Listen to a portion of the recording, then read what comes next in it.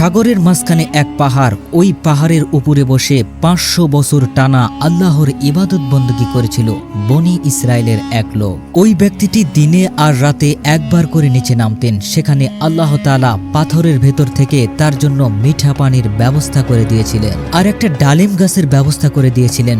সকালে নামলে একটা টসটসে ডালিম, রাতে নামলে টসটসে ডালিম। এগুলো খেয়ে খেয়ে 500 বছর সে আল্লাহর ইবাদত করেছে। সে আল্লাহর কাছে দোয়া করেছিল, হে পরওয়ারদিগার, আমার মৃত্যু যেন সিজদা অবস্থায় হয়। আল্লাহ তার দোয়া কবুল করেন। মৃত্যুর সময় এসে গেলে আজরাইল আলাইহিস সালাম সিজদারত অবস্থায় তার জান কবজ করে নিয়ে চলে যায়। এরপর কিয়ামতের ময়দানে আল্লাহর দরবারে লোকটি যখন হাজির হয়ে যাবে, তখন আল্লাহ বলবেন, 500 বছর ইবাদত করেছো, আমার এই বান্দাকে আমার দয়াতে জান্নাতে প্রবেশ করাও। তখন ওই বান্দা বলে, আল্লাহ, তোমার দয়া লাগবে কেন?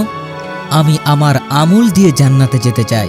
এরপর আল্লাহ বলবেন, তাই ঠিক আছে, তোমার 500 বছরের ইবাদত এক পাল্লায় রাখো, আর আমি যে দয়া করে সৌন্দর্য দেখার জন্য 2টো চোখ দিয়েছিলাম, 2টো নয় বরং একটা চোখ আরেক পাল্লায় রাখো।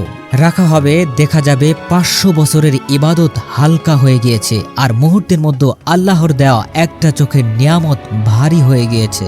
আল্লাহ বলবেন, তোমার কথা মতো মাপ দেওয়া হলো, এবার ফলাফল দেখো। হিসাব বলে, তুমি এখন জাহান্নামে যাবা, যাও এবার জাহান্নামের দিকে চলে যাও। এবার লোকটা সবকিছু বুঝতে পারল এবং আল্লাহর দরবারে পানাহ চাইল।